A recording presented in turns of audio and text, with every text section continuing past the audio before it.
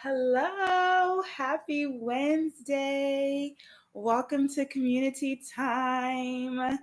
Hello. Hi. Y'all, it's been a minute since I feel like done Community Time. I don't even know. Has it been? I know we didn't do it last week. Not the sound is great. Glory to God, Kelsey. Amen. I know that sometimes, a lot of times, we've been having struggles with our community time. And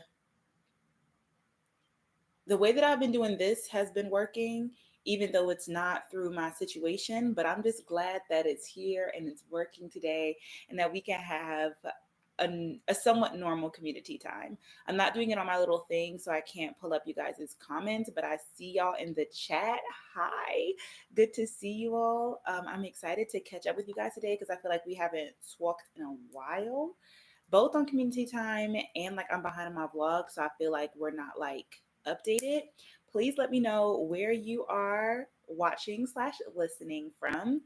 Give me the community updates. What is going on? What's going on in your lives? I know that finals are probably over. People have probably graduated. Are we going on trips? Are we celebrating? Are we like, what's going on? And give me all the good news in the community updates. If anybody's having a bad day, let's lift our spirits in the chat. And I am going to roll our prayer and then we'll get into it. I'm so happy to be back. Okay. Uh-oh. Father, as we gather here today on this platform of the Beauty and Brains Community Time, we come before you with gratitude and open hearts. We recognize the power of community, connection, and the exchange of wisdom, and we seek your guidance and blessings for this gathering. We thank you for bringing us together and ask that you may grant us the wisdom to be kind and compassionate mentors to one another, to uplift and support our fellow community members in their pursuits, and to celebrate their successes as if they were our own. In times of doubt or uncertainty, may the Beauty and Brains Community Time be a place of solace and encouragement, a reminder that we are not alone in our journeys. We ask for your protection over this community, both online and offline. May it thrive, grow, and make a positive impact on the lives of all of those who participate. In Jesus' name we pray. Amen. Okay. So I hope you guys are doing well. Happy Wednesday. This week is going by so fast for me. I'm trying to think about like what to update you guys on because I'm like, what do y'all know and what don't y'all know? And sometimes I like to keep things for the vlogs because I feel like that's more fun. But I guess we can go backwards because like y'all, I'm so behind on my vlogs and it's stressing me out. And not to mention, it's getting to the end of this month, so I have to film or I get to film. I'm scheduled to film the next podcast episode and I missed the month of April, so I really don't want to miss May as well. I thought like doing the one podcast a month wouldn't be hard, but as you guys know, working on the hill, I talk about this a lot, but like it's very much so different than the first half of my fellowship.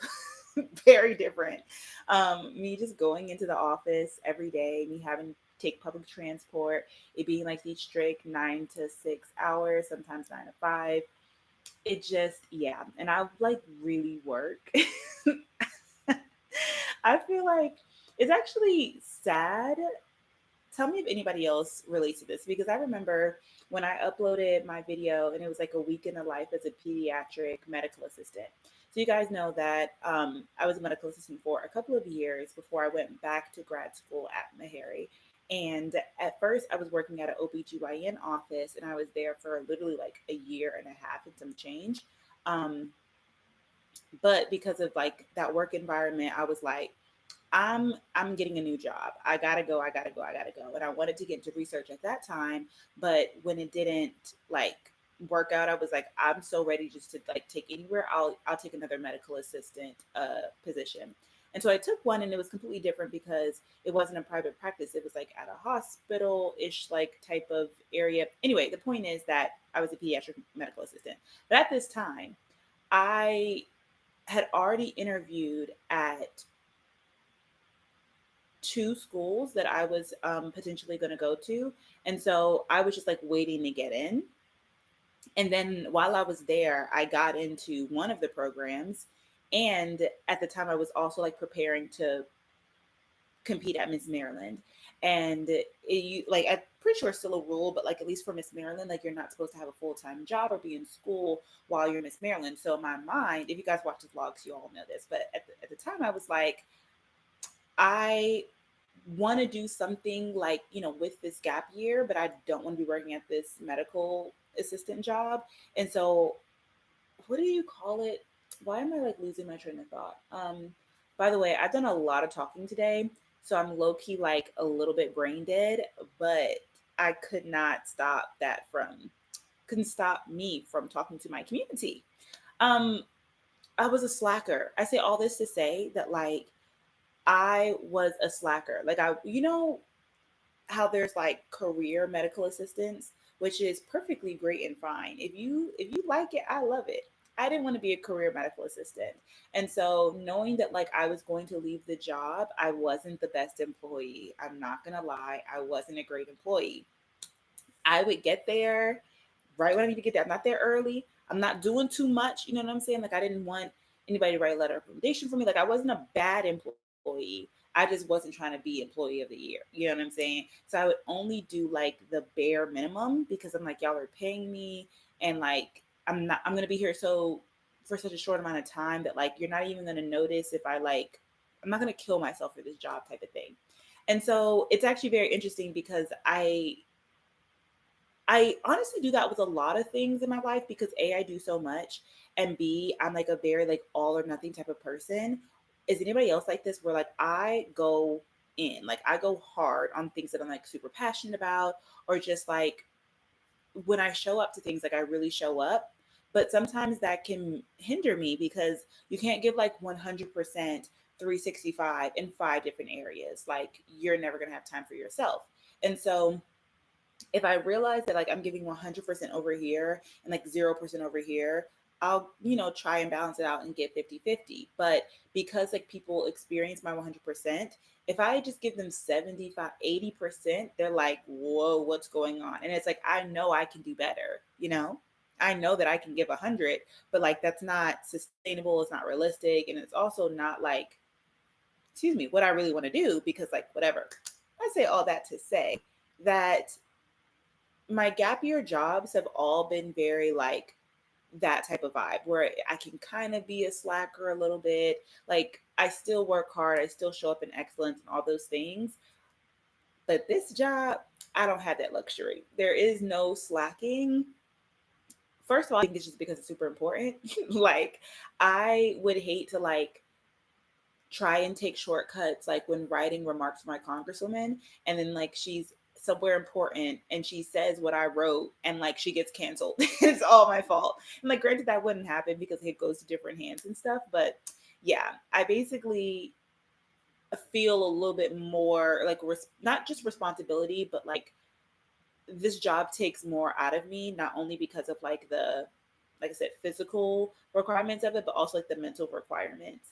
I literally remember like practicing my pageant, like on stage question and answer at work when I was working at the second doctor's office, like preparing for Miss Maryland. And now, y'all, we are officially 30 days out from Miss District of Columbia. I'm so excited. Um, Okay, I'll give you guys an update on that. So if you're not already, definitely follow me on my pageant Instagram at Miss Capitol Hill DC. I honestly have done a lot of things that I haven't posted because it's one of those things where like life has been so busy for me that I just actually don't have enough time to post. But I have been creating the content, so it's all backlogged, which is at least good. Like at least I have it, and so you guys are gonna see this stuff upcoming in vlogs and also on my Instagram page in like the next coming weeks. But as you guys have like probably noticed, I keep like my personal Instagram a little bit clear on the feed, just for like not super important things, but like I'm very particular. Like it has to be a certain type of thing. Um, but all like my events and like my community service and the countdown and all the fun things are going to be on my Miss Capitol Hill page. So definitely check that out if you guys haven't already. Is Ashley here? Hey girl, how is your Miss Washington prep going? Okay, so let me tell you guys how my prep is going. So I have officially ordered my evening gown. I'm getting a custom made evening gown, and I'm so excited because this is my last year competing. Like, this could very much so possibly be like my last pageant ever. And so I just want to have no regrets. Hashtag no regrets. I just want to put my all into it, which I do every time. But I both want to like just feel super prepared and have fun and just wear what I want to wear, just do everything that I want to do. So I'm really excited because I actually saw one of my Spelman sisters. She competes in a different system in a different state, and I saw that she competed in this dress, and I was like the silhouette of this dress, everything about it is perfect. If I could have this dress in pink, it would be like the best dress ever. And so I ended up reaching out to her. She gave me the designer, and I'm able to get the dress like custom made. And so I'm super excited, and it's way cheaper than like the budget that I allotted for myself for this dress. So it's literally I cannot wait to get it. I hope everything turns out good. Last time I got a custom dress made, I actually had to get alterations afterwards because I like did the measurements myself. And so this time, in order to make sure, because I'm like cutting it close, like I said, it's 1 month and I still don't have my dress, but it's okay. It's okay. Um, I like literally went to a seamstress, which was super hard because like places close at 6 and you get out of work at 6. And let me just take that as a side note. Like when I have my private practice as a physician, I'm going to have, or like, I don't know, like maybe like I'll do like late night Thursdays and like Saturdays or something, like sometimes. I don't know, but I just feel like it's such a barrier to like living life in general when you're working, like when you have to work and like it's hard for you to take off of work. And I think a lot of people work jobs like that. And mine, like I'm a fellow, I could take off if I need to, but like, or like even leave early if I need to. But if I couldn't leave early from work and I had to work from 9 to 6, and it would be a burden on me and my paycheck to like miss a day of work or like take a half day to go to the doctor's office or like, just run errands. Like, granted, going to the seamstress and going to the doctor are two different things. But I'm just thinking in my doctor's mindset because I would like, luckily, I'll tell you guys about this a little bit later. I had to go in early. And so they were like, oh, like you can leave a little bit early, things like that. But if I didn't have that opportunity, like I tried to go the day before and like, you know how Google will tell you that a restaurant or like whatever, a business is closing at a certain time or open at a certain time. They said they were closing at 7. I get off of work at 6. So, and it's like the Capitol Hill alterations place. So I tailoring whatever. So I like walk there afterwards. It's burning up hot. And I get there and they're closed. And I was like, "Ugh, they close at 6, not 7. I hate when the internet is wrong." Anyway, so the next day or the next time I ended up going, I basically got my measurements professionally taken because I wanted to make sure that the dress fits like a glove and everything's absolutely perfect. So I'm excited about that.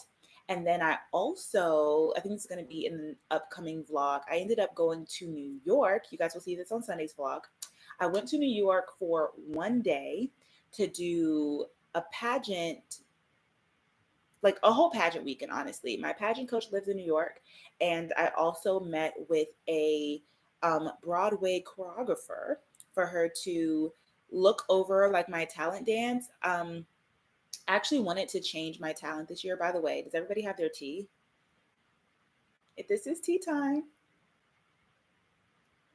mm, it's hot. um, anyway, so I really wanted to change my dance for Miss DC this year because, like I mentioned to you guys, I just wanted to do everything that I wanted to do if it was like my last time. But I ended up deciding that it was best for me to stick with the dance that I already have and kind of like rework it just to be better because there's a lot that goes into making a talent. Not only like the choreo and like learning the dance, getting into your mind. Um, but the main thing was the music. Like for the Miss America organization, when you have your music for talent, like it has to be approved and like you have to get the rights to it and all this stuff. And so the reason why I chose my song is because like Broadway songs, musical theater, like it's kind of more um oh, I need to turn my stuff on Do Not Disturb because everybody is messaging me and they're distracting me. Um, Okay, do not disturb for 1 hour. Thank you so much. What was I saying? Yeah, so I already have my costume. I already have the music cut. And I already have choreo to it. I just needed it to be refined. That way it could like, because y'all know I get so nervous. Like talent is like my most nerve-wracking part of competition. I get so nervous, and so I can practice something perfectly at home, and then I get on the stage and it's like almost never, it's never as good as it is. And that's like just kind of how it's just going to be. And so I wanted to make sure that I was taking out things that I was like stumbling on, especially you guys know a couple of weeks ago I pulled my hamstring trying to get back into dancing. And so that was also a reason why I was like, I really want to. Yes, thank you so much. Yes, I'm just like rambling. I feel like you guys' comments are coming in slow, and so you have to keep me on track because I'll just be like, go off on tangent. I forgot what I was talking about. The point is that I'm doing my same talent dance, but it is reimagined. Hi, Mimi. Welcome to the live. Oh, I was saying two different things. Okay, so A, I'm getting a new dress. B, I am doing the same talent, but it's reimagined. And I went to New York for 24 hours and I had like a big like pageant workshop. And so that's coming up in an upcoming vlog. Can't wait for you guys to see that. But I was talking about when I went to the tailor for my dress, how the hours of it were so crazy. And when I have my private practice, I think it would be nice to have some Saturday morning appointments, even if it's like just once a month or like a Thursday late night appointments, because people have to work. And like if you can't get off of work, and I think that's a really big, that's one like access barrier to access to care is what I'm saying. Um, and so yeah, that's I think everything pageant wise. I'm not changing the music. No, it's still the same song. I will be dancing to Defying Gravity. And I'm excited because I do love the song Defying Gravity. It is very inspirational to me. And I don't know if you guys have seen Wicked. I love Wicked, and I want to see it again. You guys know I saw it for my birthday this year, and it's interesting that I didn't watch it before but I know that I saw it. Like I loved Wicked, and I cannot wait for the live action movie to come out because the storyline for Wicked is so good. Like, and the music is good. Like, I love it. And when I saw it in London, it was the best performance ever because I told you guys this in my birthday vlog. All three of the main characters, which I think is the first time it's ever happened. Um, I'm sure for Wicked, but I don't know if it was like a Broadway thing. I mentioned it in the vlog, but Elphaba, Glinda, and the Prince, or whatever his name was, all of them were Black characters in London. I said, please stop playing. They were so amazing. Like the Glinda, she had like curly hair, but it was blonde. I loved it. I loved it. I loved it. And so I'm really excited to do a dance to Wicked, especially like as you know, the live action movie stuff is still coming up. So yes, the pageant judges are different every year. There's still a lot of things that are like up in the air. Like I don't know my competition number. I don't know like when I'm gonna go first, second, third, fourth, last. We don't know who the judges are, but we know the date. It's June 22nd, so it is exactly 30 days away from today. Which is crazy. Oh, great question. I am a Hamilton girly. If you haven't seen my vlog, I literally went to go see, not, no, it's fine. It's a conversation. I actually went to go see two musicals for my birthday when I was in London. I saw Wicked and I saw Hamilton. Now I did see Hamilton like on Disney, whatever, and I enjoy it both ways, but a little bit more watching it on Disney because of the subtitles. And if you know, you know, like Hamilton, they don't do like any acting; it's all sing acting, and it's like rapping acting. And so sometimes it's hard to like understand what they're saying. Luckily, I saw it once before on Disney, but it is like 3 hours long.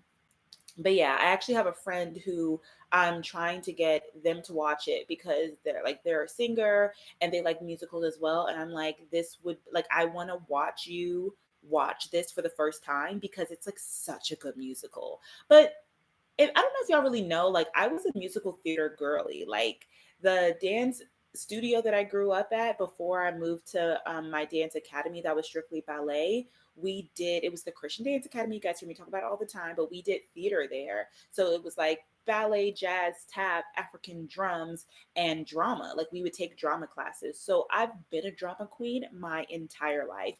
And then when I got to high school, I also did the musical theater. Like I was in a couple of musicals. That's why I love Legally Blonde, because that was like the musical that we did, I think my junior year, and it just is like formative and also like the best storyline ever.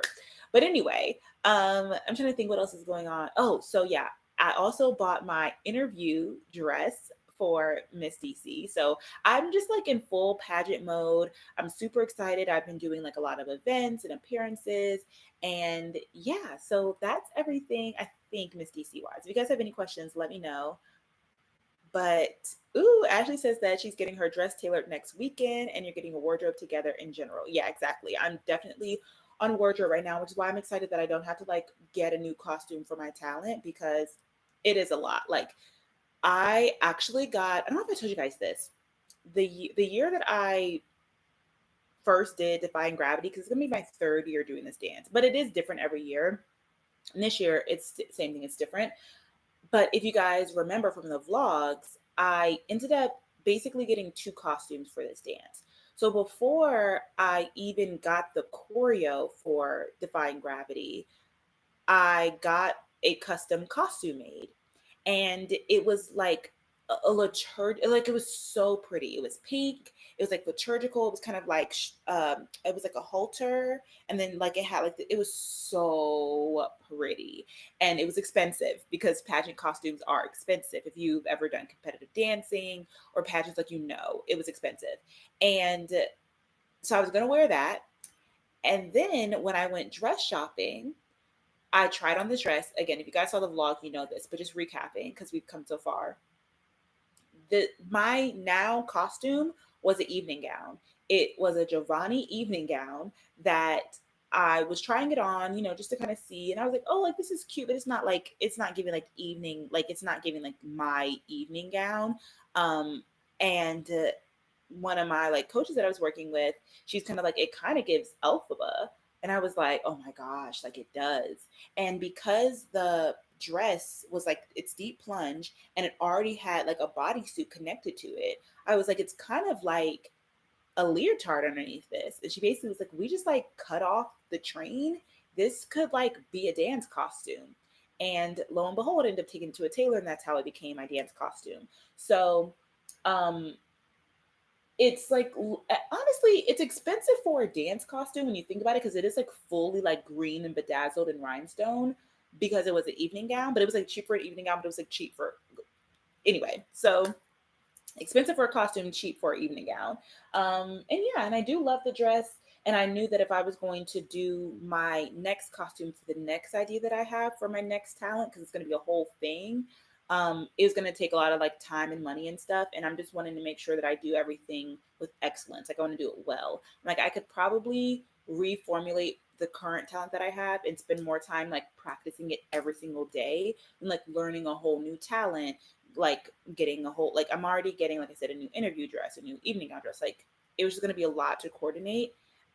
It's one thing if I was competing for the first time, but like since I'm a vet and I've been doing this for, I can't believe, so many years now, it's like I might as well take advantage of the things that I already have, and not like reinvent the wheel. So yeah, that's my pageant update. 30 days. And you guys already know that I have my Miss America Spot Fund. So if you want to donate and help me become Miss DC, fundraising is a really big deal in DC. So I would love to be one of the top 5 fundraisers. And you can donate anything from like $1 to $1,000, whatever your heart desires. I have it in my bio and like all my social media and stuff. So yes. Ooh, and you're also aging out of Miss America. So I want to be authentic to myself as possible. Absolutely. It's like I just want to have no regret. I just want to, like, that's literally all I can say is I just want to have no regrets. I don't want to be like, oh, I wish I would have practiced more. I wish I would have done more questions. I wish I would have worn the dress that I wanted to wear. I just want to do as much as I can beforehand. That way, the day of, I can enjoy myself and have a good time. That's also something that's like very different from Miss DC than my previous years competing at Miss Maryland, where Miss Maryland is an entire week, and then there's like days of preliminary competition. And so, like, part of it, you're having fun, you're spending the night, like you're at, but like this is the night before or the day before we have interviews, and it's like a downtown law firm, and then we come back home, and like then the next day we show it. So it's similar to like a local competition where it's like just that one day where in a blink of an eye, like it's over, instead of like when you're there for a whole week, it kind of like really settles in. And like when you compete before the big competition, you kind of get a vibe of like where you stand. But for Miss DC, like it happened so fast because one minute I was like, okay, I'm about to interview, like I don't know who the judges are. Now I'm going to figure out who the judges are. Like, do they like me? Did I do well? Like, all the things. And then it's like, for 24 hours, you really feel like you have a chance. It's like, wow, this could really happen. I'm doing well. Like, everything's working out. And then next thing you know, it's like, oh, maybe next time. But yeah, I'm excited about it. That is what's bringing me joy in this moment right now. Speaking of, let's do a check in. Where is everybody at in their personal meter? I guess I can definitely say that I am like a 7, which is really good right now. I have been so like down, sad, and stressed out, but I'm turning the corner. I'm a little bit still like not overwhelmed. So the other like big, not big, but like update for me is that another thing that I learned, or kind of like a new thing, is that when I went to New York and I was talking to this choreographer who works on Broadway and stuff, and I was telling her about how I pulled my hamstring, and then afterwards I was practicing my fitness routine, and she was kind of like, "Your body is amazing," like, "Oh my gosh," and I'm like, "Thanks," like I work out every day, and basically in the conversation she was like, "What do you do as you work out again?" I'm like, "Oh, I lift weights," and I lift weights and I do the stairmaster. Now I don't lift weight, like there's levels to lifting weights. I do weight training, but I do more like hit weight training. So I do small weights but high repetition. I don't do like really really really really heavy weights. Like I know some people can like I don't lift heavy weights, but I do uh medium weight with high repetition and high intensity. And so, and you guys know this because y'all see me work out in the vlogs and stuff, and then I do the Stairmaster. And long story short, um, this reminded me of the situation that happened when, like years ago, again, rewinding back, I told you guys that I have dance, I have a love hate relationship with it. I love it. I love to do it. I just wish I was better at it. I wish that I was like undeniably like the best dancer you've ever seen in your life.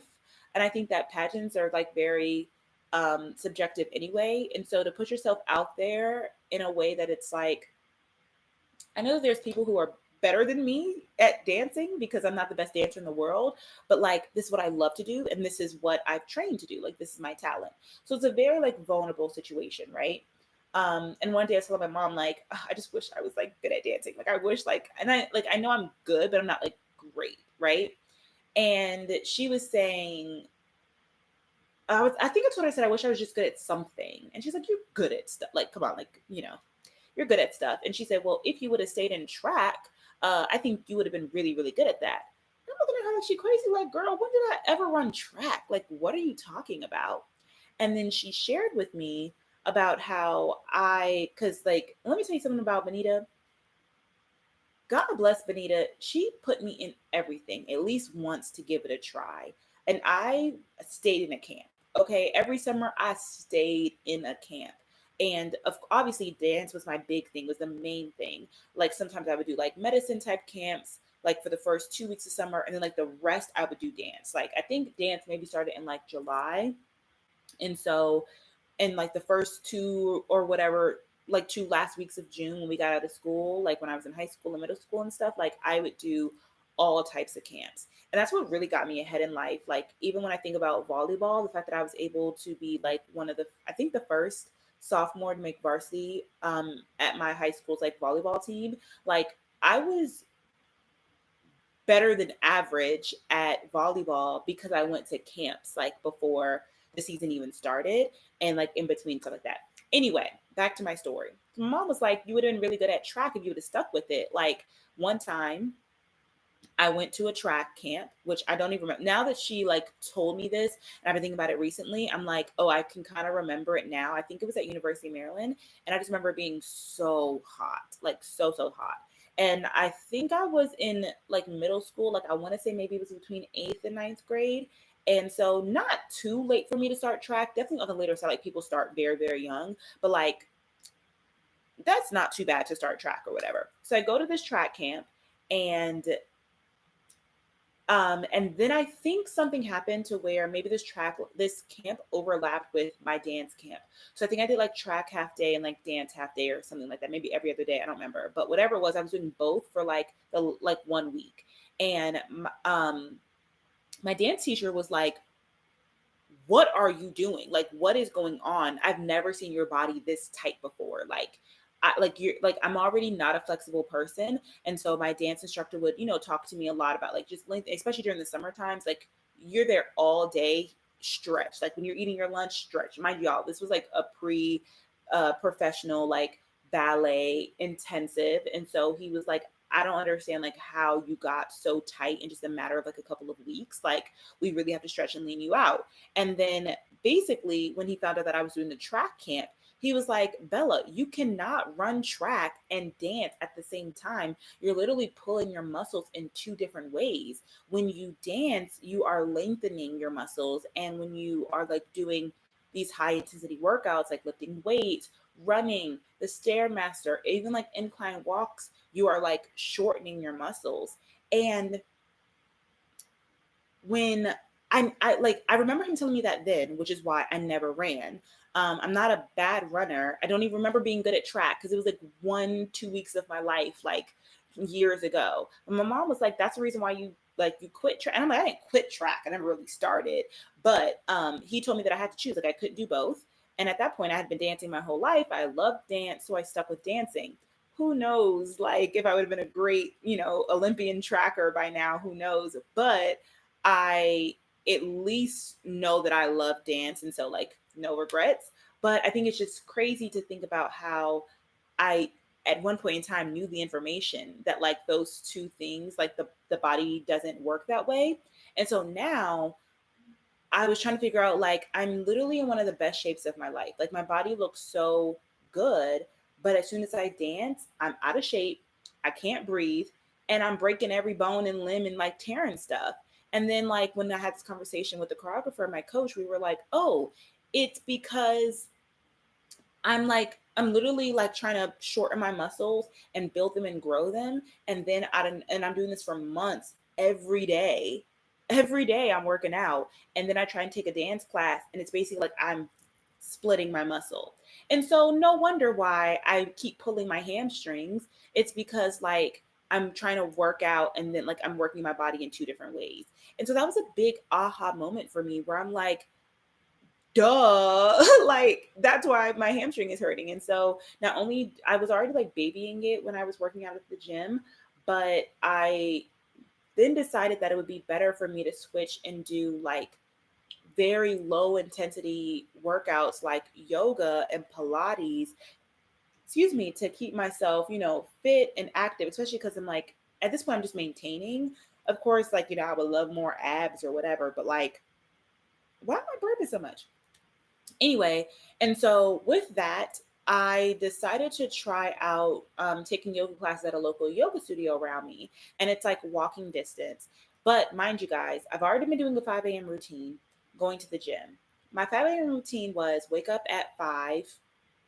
Alarm goes off at 5. I wake up around 5:30. If I wake up at 5, the point is to do my devotion until about 6 o'clock, 6:15. So if I wake up at 5, I have an hour, 15 minutes to do my devotion, which I know sounds like a long time, but like if you really like sit, pray, like read some chapters, do your devotion, journal, listen to praise and worship music, like an hour and a half goes by so quickly. It's so strange. It's like I'm like, I wish I had more time, but like realistically, like waking up any earlier, I can't. I'm already struggling with the 5 a.m. So I do my devotion and stuff, and then I get ready to go to the gym. And when I would go to the gym upstairs in my apartment, I I would say to leave by 6:15. If I get up there by 6:30, I have about 45 minutes, which is a lot shorter than what I like to do. Like when I had all the time in the world, I could spend a good 2 hours in the gym between like going, stretching, working out, doing like a 45 minute, then going on the Stairmaster for 20 minutes, and then stretching, and then like doing my dance routine. Like I could be in the gym for hours, and I loved it.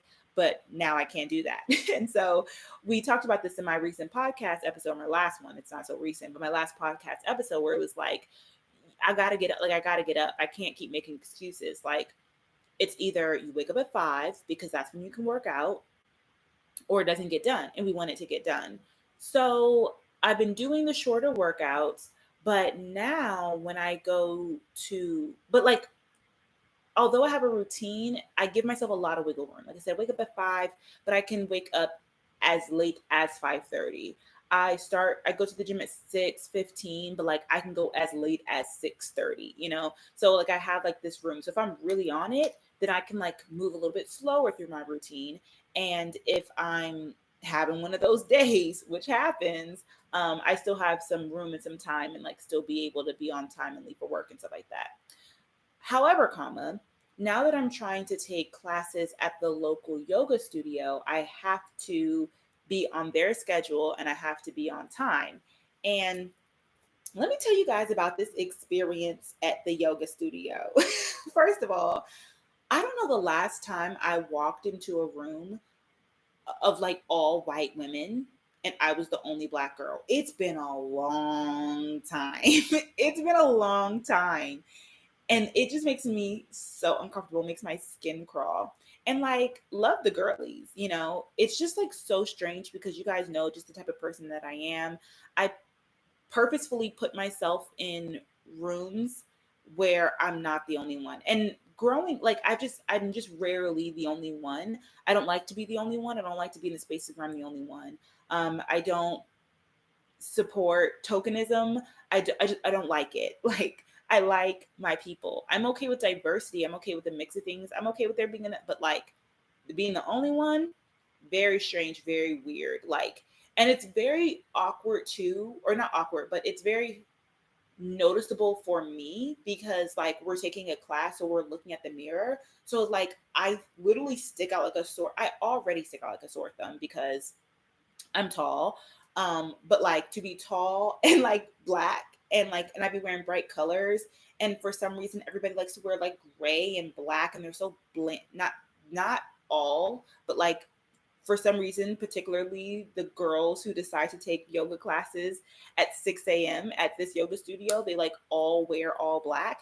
And you guys know I have like I live my life in color. Like, who was here since color vibes? I have every single color workout set. And so it's just a very like interesting experience for me. Also, I talked a lot about how with work I've been doing a lot more patient interaction. Amen. Thank you, Holy Spirit. I'll take that. People interaction, where I'm talking to people all day. A lot of interactions with people, different people. It's just a lot of like talking, and I'm getting back into that. But my people meter like depletes a lot faster than previously. And so I kind of get a little bit overstimulated, or I'm basically weighing if this is what I want to continue doing, or if I want to do just yoga, like still go and work out at my own apartment, but like do yoga at home. There's something nice about like the structure, going to a class and stuff, but I'm like, first of all, the classes are like packed, and like it's not necessarily heated yoga. It's not like the super hot ones, but they do have it hot in the room. So I don't know how hot like heated yoga is, but like this yoga is at least like they have it like 98 degrees in there. Was it 98? I think so. So like I'm dripping sweat, and there's like the classes are full. If I don't book like enough in advance, like I'll be on the wait list. And so everybody's mats are this close to each other. And so I'm like sweaty, I'm close to people, I'm standing out in the room. And you guys know I work out to my gospel vibes, like, and I have for like the past like 4, 5 years now. Wow, it's been a long time. Cause I really started working out like by myself during the pandemic. And that's when I got into working out because I remember being in my mom's garage.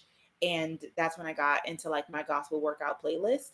And so to listen to like not only just like secular music, but specifically listen to like white pop music, it's like a lot of variables. And I'm like, is this worth it? Mind you, I'm paying for this. I'm like, I don't know if this is worth it. Like I can see the benefits of doing yoga, but like maybe I can do yoga on my own. Like I learned how to do weight training kind of on my own by like YouTube videos, right?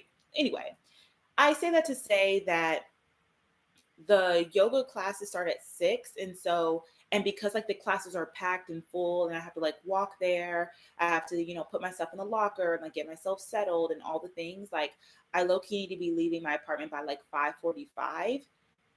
And like I was just saying that like I'm kind of waking up at 5:30 to do my devotion. So now if I wake up at 5, I only have 45 minutes to do my devotion. So it's like as soon as I kind of get the hang of something barely, like my schedule shifts again. But so I'm just trying to decide basically if that's what I want to continue doing or if I want to like maybe switch it up and do something else. There was a reason why I was talking about that routine. Help me out in the comments, y'all. Why did I bring up yoga? I think I was bringing up yoga, or was it? I think it was the routine. I was bringing up the routine for some reason. Um, but yeah, I was even thinking about how like just being around people, like taking the train to work, overstimulates me, and not in a point where I'm like, but like I just noticed that like my like it like if I was a fully charged battery at 100% and I drove to work, by the time I get to work, I would still be at 100%. But when I am at 100% and I take the metro, I'm at like 90% when I get to work because like even if nobody has talked to me, whether I've had to stand or like people stare at me everywhere I go. And I've had this thing. Thank you so much, Adriana. And I have this thing recently where I'm just like, wow, people really don't wear color. Is anybody else like this? Because I have noticed that, like, again, I live my life in color. I love wearing bright colors. I know that people like to like have this whole perception about me that I only wear pink. I wear pink a lot, and pink is my favorite color. Pink is my power color. Pink is my brand color. But y'all have literally seen me in every single color known to man. I wear red, I wear green, I wear blue, I wear yellow, I wear nude, I wear black, I wear pink. Like I wear every color, right? Um, and I love that. Like I literally had a rainbow feed at one point in time. So I literally have outfits in every single color. I have my favorites, some that I like have a lot of things in, like pink and like olive green, but I wear every color. People just don't wear color. And I don't know if it's because like I can get like on Capitol Hill how people are like just like so serious, but it's so bland. And I like walk around and like when I walk into rooms and just like in a simple business dress, people are like, oh my gosh. And I'm like, it's like kind of the same thing as what you're wearing, but you're just in black and gray every day. It's so sad. It's like I just take so much honor and pride is not the word, but I in gratitude. Like I have honor and gratitude to be able to wear whatever I want to wear to represent who I believe that I am on the inside, on the outside. And like I wouldn't rob myself of that by wearing black, gray, and brown every day. Now, don't get me wrong. An all black outfit can be chic. I do it all the time. Like, it's simple, whatever. Like there's a time and a place, but like every day. And that's how I feel where I'm like, this yoga studio room, it's 6 o'clock in the morning. Everybody here, we're here to better ourselves, take care of our health, all the things. Like, how beautiful would it be if everybody had on a different, like, color, like, yoga outfit instead of everybody wearing black and gray? And I get it. Like, if you really do this every day at 6 a.m., maybe it's one of those, like, Steve Jobs things where he wore, like, the white tank or the black t-shirt or whatever every day. Like maybe you just wear black leggings and whatever but I'm just like, I just think it would be so much more fun if everybody would not just embrace color, but like embrace their personalities like outwardly. I don't know. That's just a very random tidbit that I've been thinking about recently because I just feel like people will look at me and stare when I'm in public places, like wherever I go, and I'm like, I don't think that I'm doing anything like that revolutionary by wearing color or like heels and a purse, but and I mean, sometimes it's because I just look good, period. But I don't know. Those are my current thoughts. I think I have just word vomited for 45 minutes. Let's do a book update because I don't think I've updated you guys on my books recently, and we need to talk about them. Let me know what you guys think in the comments as well, by the way.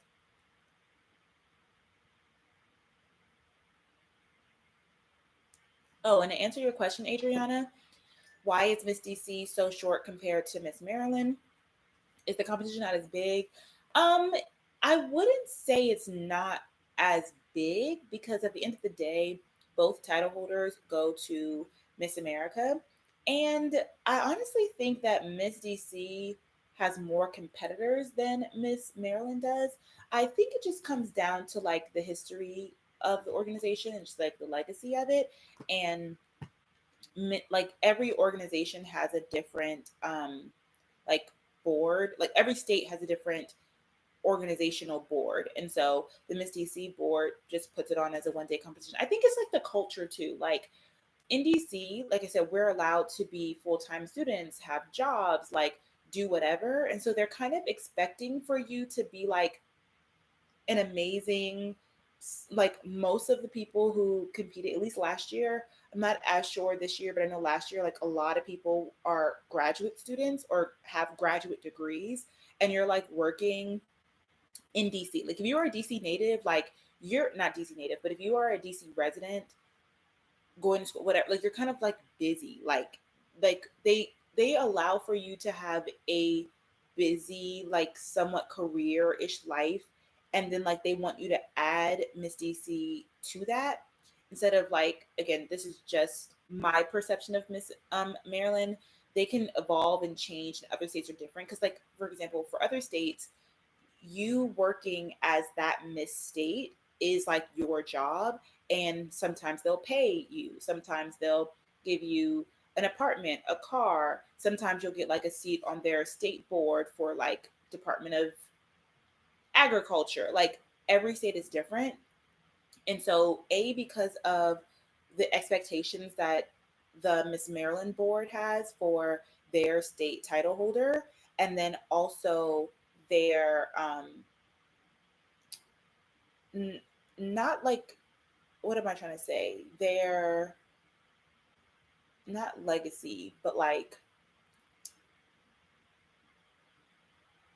their reputation, I guess. Like like fun fact, Miss District of Columbia used to be a part of the Miss Maryland competition. Like they used to compete together, and like one person would be crowned Miss Maryland, one person would be crowned Miss DC. I don't remember the year, but they ended up like separating. And so Miss Maryland has been held at the Hagerstown Theater like for years and years and years. Whereas like this year, the competition is the same place it was last year, but then like the year before that for Miss DC, it was somewhere different. So I would just say that like the expectations of the organization and the competition is just like different. Because the organization expects different because they're like just different people and they have like just different ideas and things. So the night of the competition, I think it's easier to get people who are busy and whatever to like commit to one night of competition instead of having them take off like an entire week of school work or things like that. um anyway, yeah, when I did Pilates, I was the only black person there too, but I'm in the South, so it wasn't a shocker. Yeah, like I haven't been in a room where I'm the only black person like that stark like in a long time. Especially like at NC State. Like it's actually interesting that I think about that I don't have one white female friend. from that program. And it's not that I didn't have them, but like I still talk to my physiology like quad. It was like three of us together. I talk to them frequently. Like we're in each other's close friends, so we like keep up. I don't know if I'm in your close friends, and you know how it is when those people, the people who you like message back and forth on like Instagram, like almost every other day. So it's like I may not have called you or texted you in like a month or two or three or four, but like I know what's going on in like your deep life, and so I feel like that's enough. Like that's how I am with my NC State grad school friends, and because there were I think five black girls in the physiology program out of like a class of 200. So like we were clicked up together. And so those were my, like, I didn't even talk to anybody else. And so it's actually very interesting because although like the space and the school and stuff was white, my friends were black. And so I only experienced like NC State like with my other black friends. Um, yeah. Actually, my roommate, my first year, she's a whole doctor now, you guys. It's so crazy. She was applying to medical school when we were roommates, and now she's graduated medical school, and I think that she's an emergency medicine physician. That she's going into residency. I think it's emergency.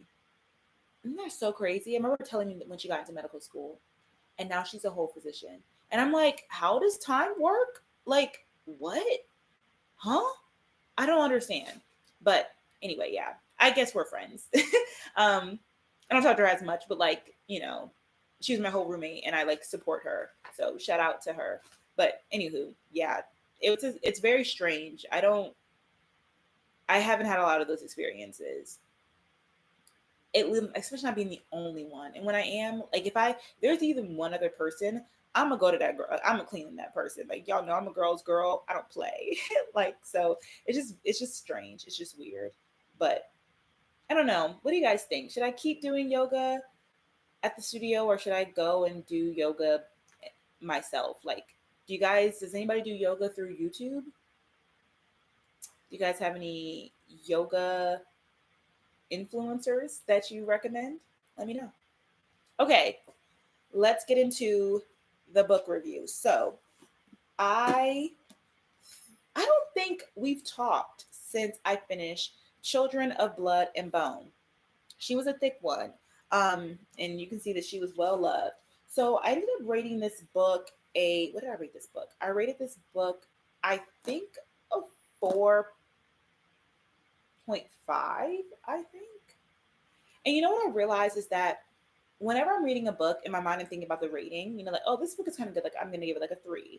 And then the ending always gets me, and then I'm kind of like, oh, that was okay, like a 3.5. And then I think back on it, and then I'm kind of like, okay, wait, no, I was kind of right. I should have given it a 3. Or like I compare it to a book that I'm like, no, this was really a 5. Like I shouldn't have given it as high of a rating. So so if you hear me say different ratings every time, it's just I guess it just depends on how I'm feeling. The further away that I am from the book, the more true the rating is. Like when I just read it, it's probably like an inflated rating. So right now, I would rate this like, oh, I don't like giving 3.5s or threes, but 3 is not bad. Like 3 means it's a good book. 4 means that it's a great book. 5 means that I was obsessed with it. It's perfect. It's amazing, right? So I would say this is like a 3.5. Now, this is a series, and I will read the next one. Y'all know I have a lot of books on my TBR, so I'm not like pressed to read it. But I will say that as I moved on to my other next books, I've missed the story. And I'm kind of like, oh, I kind of want to get like, do you guys ever have that happen?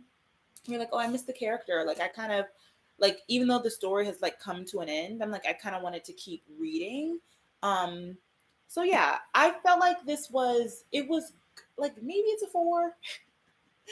Maybe it's a 4. I do like the book. It's I've never even described it to you guys. I know that I just did when I first started before I read it. Basically, what's cool about it is that it's a black fantasy. That's why I wanted to read it because you guys know I love reading black authors, and Differently, contrastingly from what I'm going to say about my next book, this one was very much so Black. So first of all, I did listen to this book as well. I listened to the audiobook and I read it. I enjoyed reading and listening to this at the same time. This one was a little bit difficult to just listen to alone, mainly because the um the voice actor did it in like an African accent. And as I mentioned, this is like based in like a fake Africa.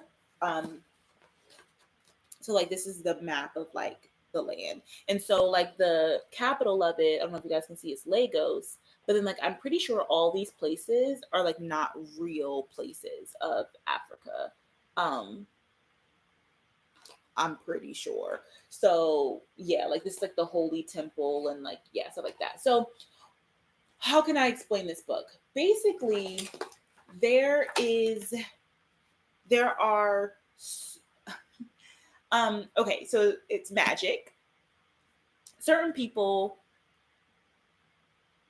are like gifted with magic from the gods. And there's like all these like different kind of gods and they give like certain magical like powers to like their certain descendants. And if you are like touched with magic, then you have like white hair.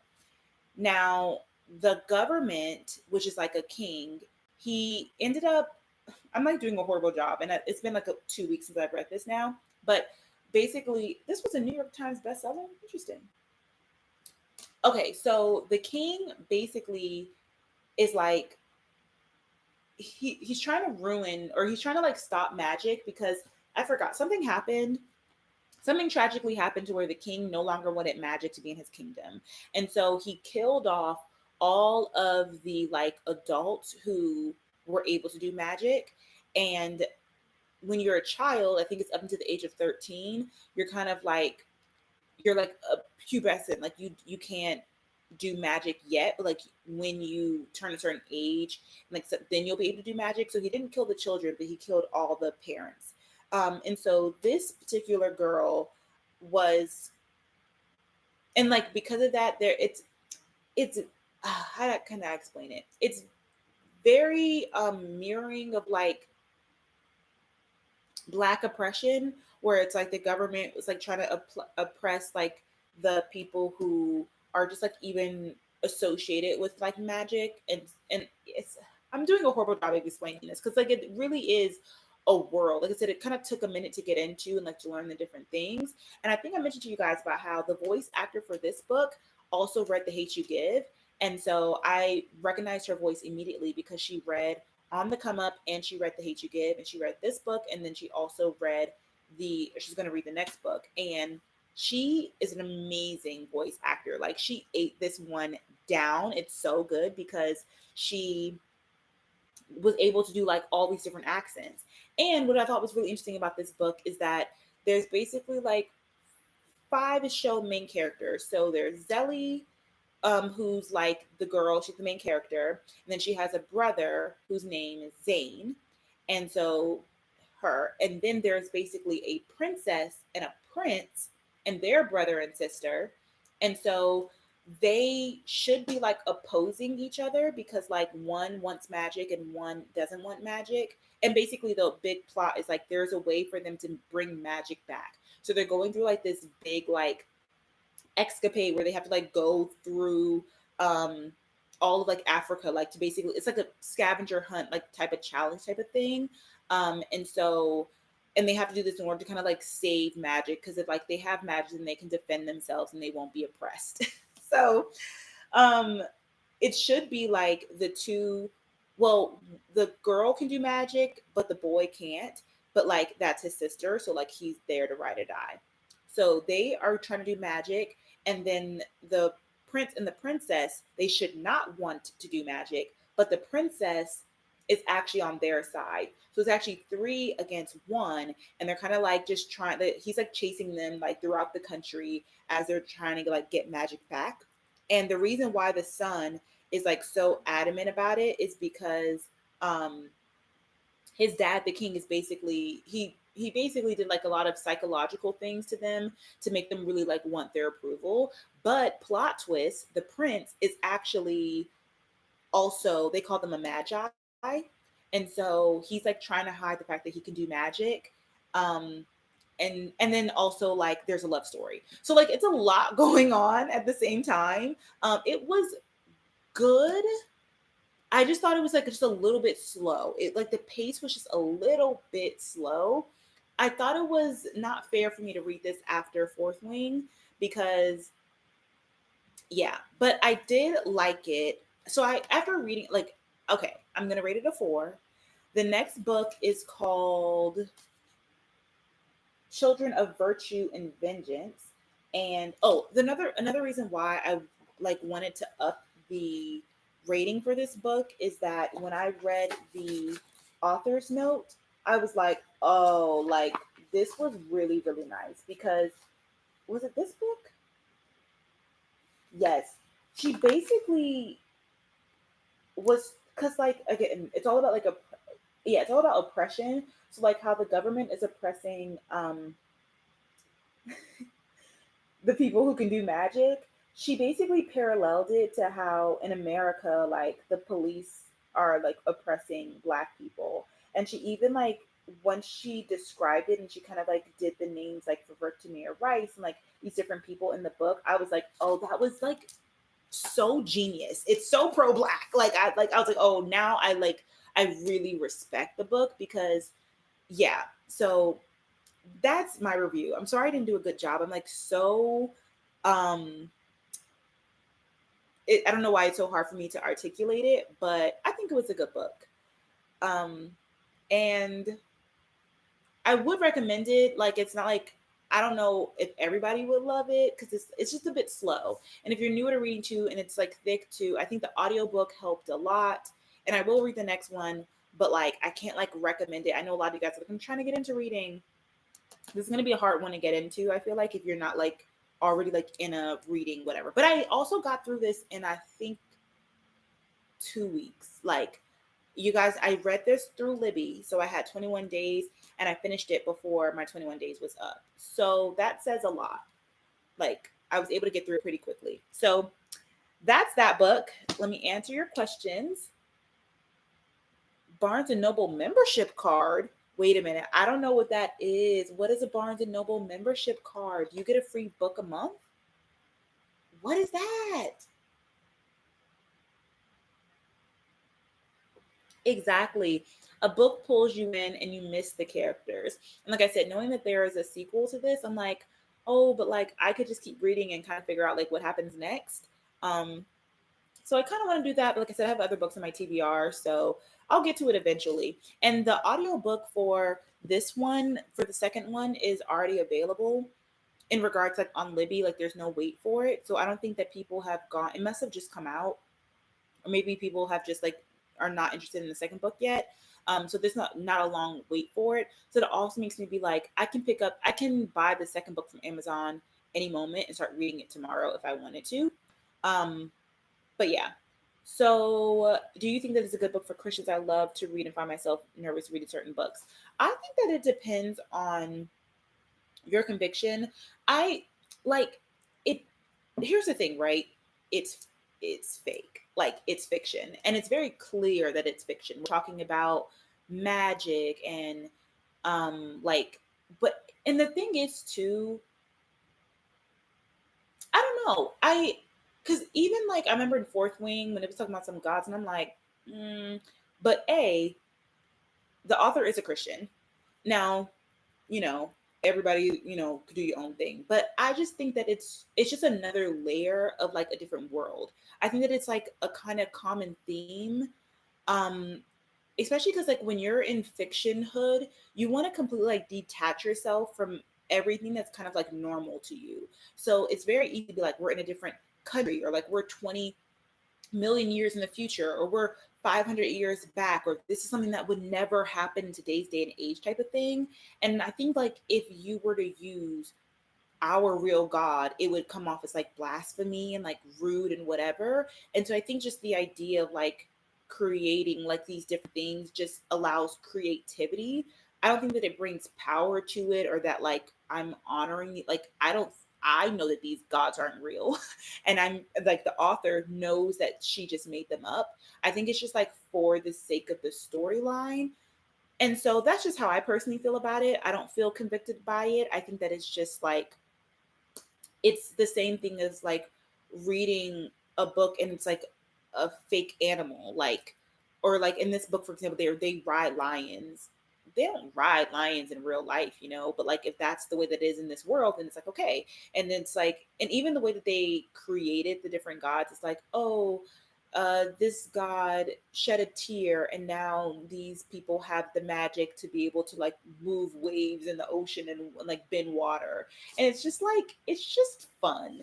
I'm not going to be like, oh, there's this god Oya, now I'm going to be worshiping this god. And like, they do like some incantations in here because it's about like basically like doing a spell in order to get rid of the curse that's over top of them. And I'm not going to be at home like no, you know what I'm saying? It's just like, it's just fun and games, but let your convictions lead you. That's definitely just how my personal thing is. Um, exactly. It's just, it's in fiction. Like it's something different now. If I was reading Atomic Habits and it was like, yeah, and then I pray to this God named blah, blah, blah, and I do this every day. And then if I wanted to be like, oh, I'm going to pretend like I don't see that and then like take everything else that they said, like that's different. But this is like, it's literally fake. Everything about it is fake. The gods are fake, the worshiping of the gods are fake. Like it's all fake. And it's all again to reflect. It's a parallel. So the point, like the government, the way that they are attacking the magic people is the way that like police officers are attacking black men and women here in our country. And it's like the way that like they're far away from their gods, or how like sometimes we as Christians can be far away from our God if we don't allow ourselves to get close to it. So it's really about like how you again perceive it and take it, but just knowing like what's real. We know what's real. So anyway, that's that book. The next book that I read, I went to Black Fantasy, The Neighbor Favor. This is by Christina Forrest. I read this in a week, you guys. I read this super quick, and I mean it's 300 pages. And I think after coming from like this thick daddy, um, I was like, okay, I can get through this pretty quickly. And I rate this like a 3.5, like low key a 3. Like this is like it's just a solid. It was cute. Same thing. I don't know if I recommend it. Like this one was really cute to listen to. I thought there was an interesting storyline. It's kind of interesting because you kind of know what's gonna happen. So it's nothing that's like, oh, like a big shock or anything. But like you just kind of keep reading it because it's cute to like see what happens. Um, but I was going to say, contrastingly from Children of Blood and Bone, where I was like, you could tell that like these are black characters. This is a black book. This is in a black like continent, and they're in black. Like everything about this was like so black, which I loved, and made you feel like, yeah, this is a black fantasy by a black author, like for black and other people. Although we see here that the characters on this book are black, so it's going to be a black romance. And the author's picture, where is it at? It must be in black and white. You can't tell, but she's black. But child, reading this book, you would not have known that the characters were black.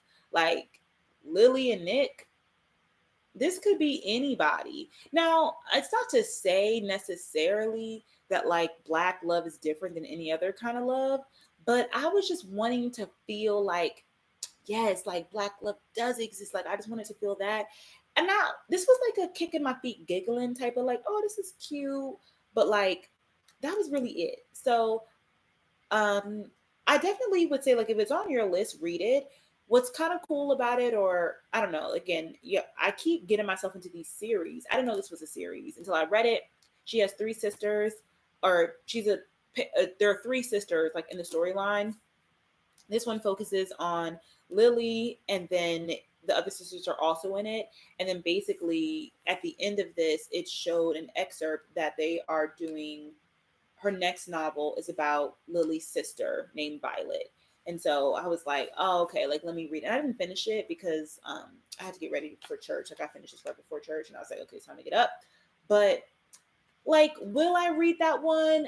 Maybe. Like, I'm not pressed to read it. I'm not like super like, oh my gosh, I have to read this book next. Like, I would read the sequel to Children of Blood and Bone before I read this for sure. But like, if I was looking for a romance novel and I was like, oh, okay, like, yeah.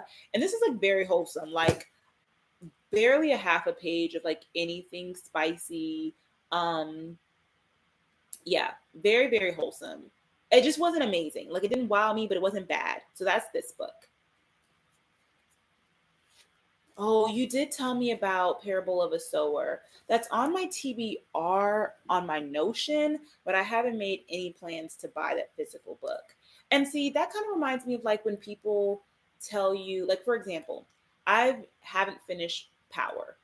I watched the first two seasons and then it got like really overwhelming for me.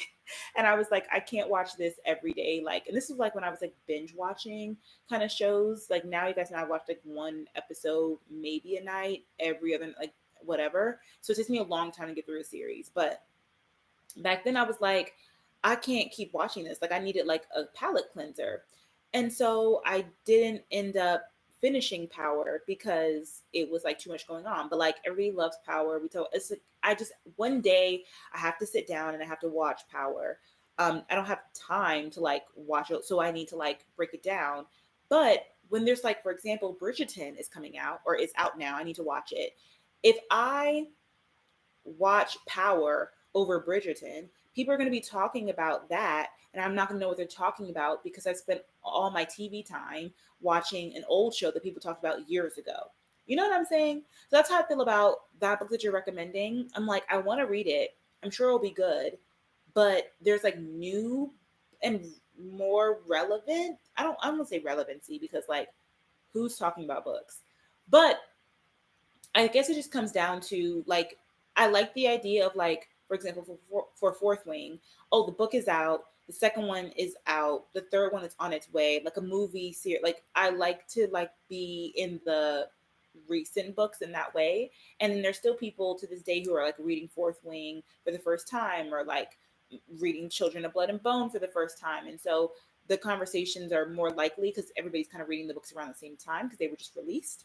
Whereas if I'm like, oh, Parable of the Sower, someone's gonna be like, I've never heard of that. They probably have because you said it's a classic, but you know what I'm saying? That doesn't necessarily stop me from reading it, but it places it a little bit lower on my TBR because I do like reading popular books, if that makes sense. I have actually never read a Colleen Hoover book before. Um, as you can tell, I'm a fan of Black authors, um, but I will definitely probably read one of her books eventually. What book do you recommend I start with? I don't want just her popular one. I want her best one. Let me know and I'll put on my TBR. Okay, now for the book that I'm currently reading. Because you guys, I'm getting through the books. Even though I'm busy, I don't know how I'm reading so much. I think it's because I haven't had a lot of time to edit because like I told you guys, reading like allows for me to like disconnect. Like even when I just got home from my long day today, today was the Congressional Black Caucus Foundation's Health Equity Policy for the People. So it was basically like a summit downtown. So I didn't go into the Hill today. I went to the summit. And like I said, I was talking to a lot of people, ended up like talking on stage and all the things, like a very eventful day. When I get home, I'm like, okay, I have about an hour and a half before I start community time. I could watch a YouTube video, I could scroll on TikTok, or I could like lay down and like read my book. And I was like, I kind of want to lay down and read my book because I want to like calm down my senses before I have to like, talk to people again. And so, for example, for an hour, I could have at least tried to edit this weekend's vlog and maybe I would have gotten through 15, 20 minutes. But if I did that like every day, I would get through it quicker. But it's like I take those pockets of time to disconnect and read. And and yeah, so I say that to say I'm like, yeah, I've been getting through books and then also I've been making it a point to like read and listen and read while I'm on the train. And so that's 2 hours at least every day, or like, about 2 hours because of an hour there and an hour back ish, like 30 to 40 minutes there and back. So that's allowing me to get through, especially these smaller books, quicker. Okay, this is a long CommuniTEA time today, but we haven't had one in a while that's worked out without a hitch, and we missed last week, so we can talk about it today. This is what I'm currently reading. Talking about pageants. So this is, if you guys, we talked about this in a previous CommuniTEA time when I ended up getting it, and I also showed it on my recent vlog. By the time you read this, this is by Chesley Chris, as well as April Simpkins, her mother. The space between Chesley's the space between Chesley's smile and mental illness, her story in her own words. So you guys told me that this book wasn't going to be sad, but I definitely was like, you can see that I am trying to switch up my genres. So I'm like, okay, I'm going to do fiction, and then I did romance, and now I'm to a memoir, and then next I'm going to go back to like a fiction fantasy book. I'm going to read Legendborn after this, which I'm super excited about because I've heard great things about that. Anyway, I was like, okay, I need to read this in like a week because I don't want to be sad and whatever. But I actually am enjoying it so much. And like I told you guys, I really relate to Chesley. I admire her. I I just understand her. And so I was really pleasantly surprised to kind of hear like behind the scenes of like her life as Miss USA and like even Miss North Carolina USA as she was competing for Miss USA, especially as I'm preparing for a pageant. And it also kind of reminded me about what I loved from the book Legacy by Dr. Blackstock, where she talked about, systemic racism. And it's like she would be able to articulate so well things that we in the health or just the Black community, we know to be just our truth. But like it hasn't been articulated and documented in a way for other people who are not a part of our community to know and learn and understand, but also just like for the history books. Like you have to realize like there are going to be people who are going to look back and be like, oh, what was it like during that time when there like it was a really big deal that three of the major pageant title holders were all Black women. Like what was that like? Like yeah, we have some news stories about it and we have whatever, but I think it's like really special to document it, a from a book perspective, but just in general, like to have it in writing. And so yeah, so far so good. I'm on chapter like 7. Where am I at? Oh, my book is upside down. Yeah, so I'm about halfway through, and I didn't know. Oh, that's what I put the book cover on because I'm reading it without the book cover. I don't like people to know what I'm reading when I'm on the train. So I actually, and then also just to protect my book cover, I put it on for you guys. But I'll like I'll be on the train like this because that way, like, mind your business. You don't need to know what I'm reading. That's why I kind of like hate it when I was reading this book because I'm like, ugh, everybody knows that I'm reading a frilly romance. Like even when I was reading this one, like I just take the cover off and yeah, and I would just read it like this. And I think this like looks cooler anyway. And that way when I'm putting in my purse and stuff, I'm not messing up my hard jacket. Anywho, I don't know. I'm starting to see people. Like, you ever think that you created something? You think that you invented something, and then you realize other people do it too, and you're like, okay, well then how come nobody told me that that's what you're supposed to do?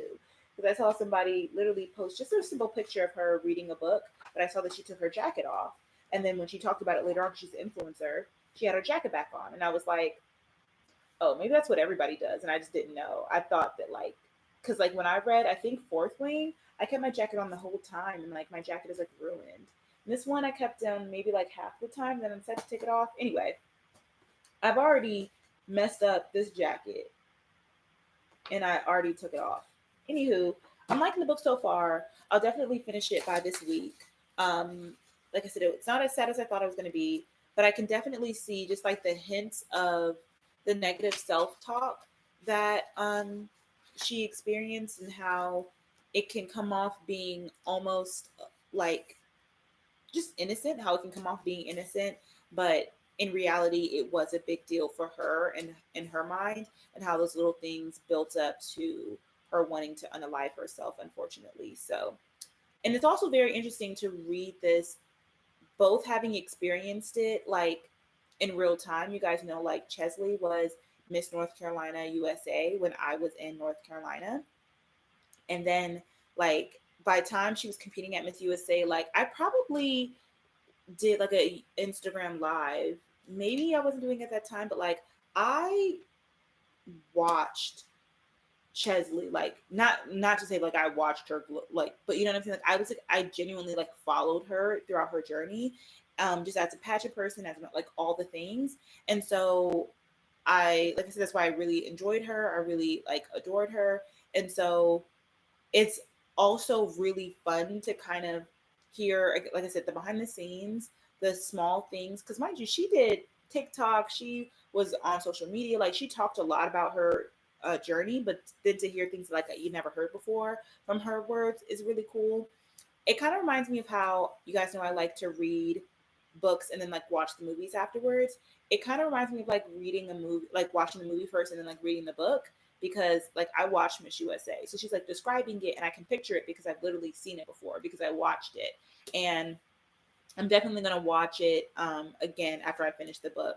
So yeah, definitely I'm liking it so far. I don't know like how it's going to take a turn, but so far so good. And it's also really nice to read this as I'm preparing for Miss DC. Okay, I think we've talked about everything I wanted to talk about. The sad thing is, I could probably talk more, but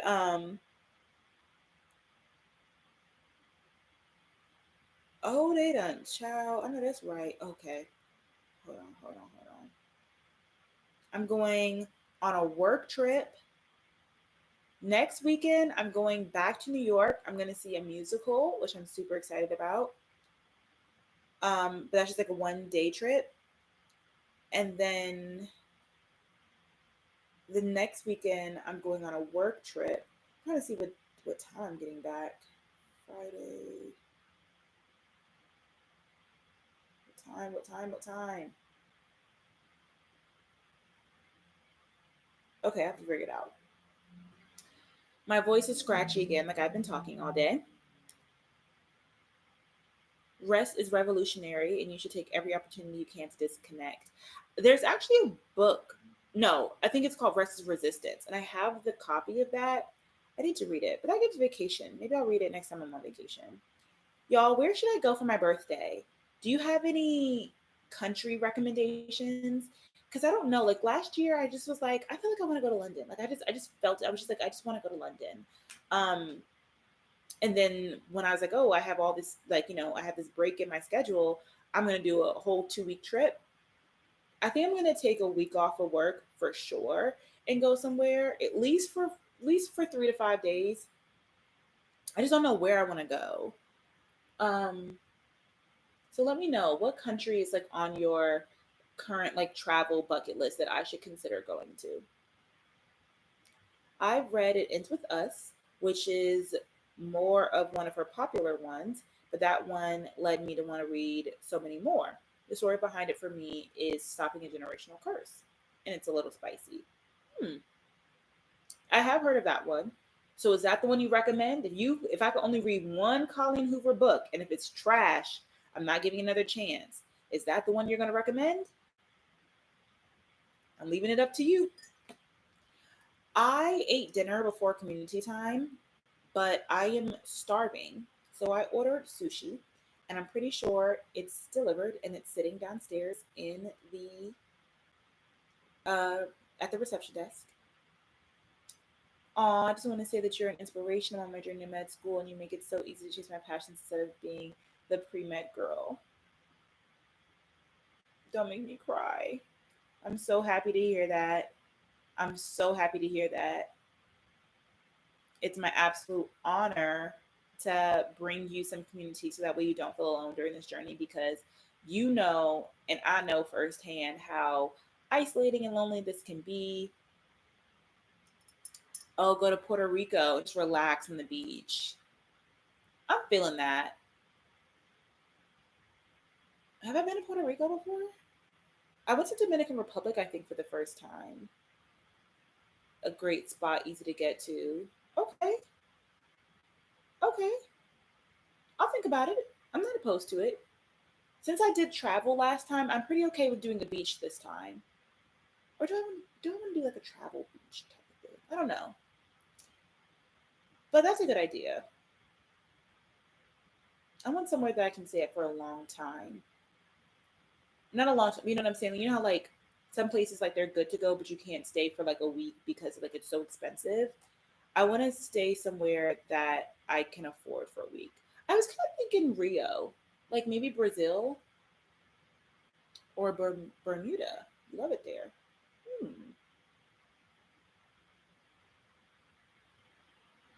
My voice is getting scratchy again. Probably because I've been talking all day.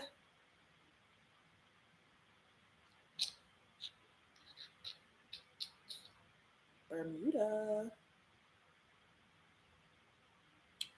I have to like sit down, take a second, dream, and be like, where do I want to be when I'm turning 28? Like, what are the vibes? Like, what do I want? And I think from there, I will, because I have to start planning something like now, like now, like now. Oh, never mind. Bermuda's expensive. Yeah, I want somewhere that's not expensive. Next week, can we talk about travel? You've gone some places that I really want to go, but I'm confused as to where to start when researching booking things. Absolutely. Great idea. We will definitely do that. Next time will be travel.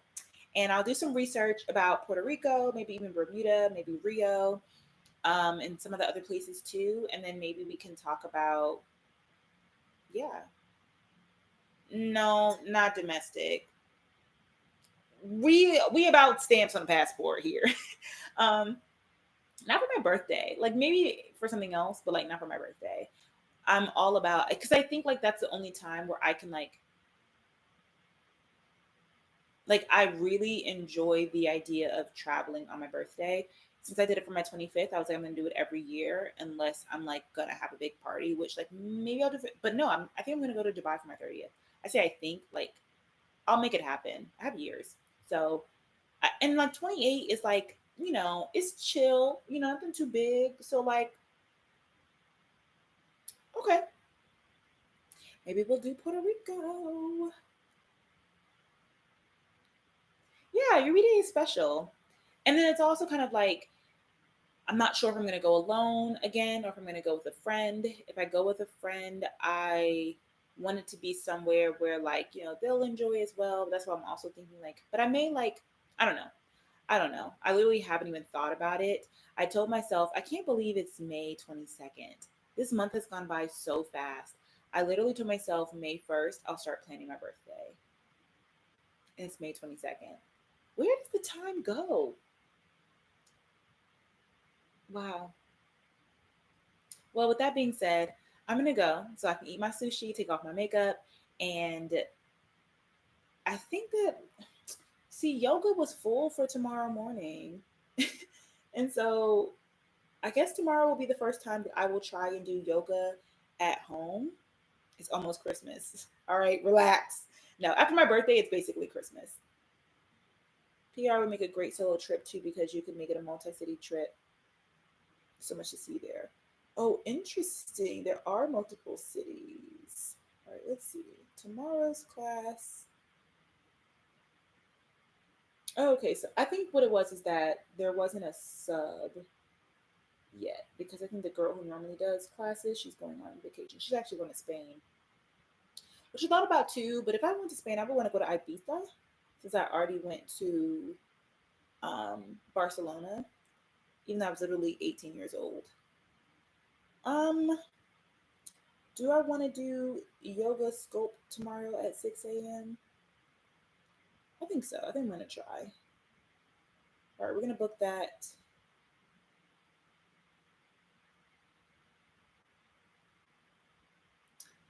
So it's time for me to go to bed so I can wake up by 5.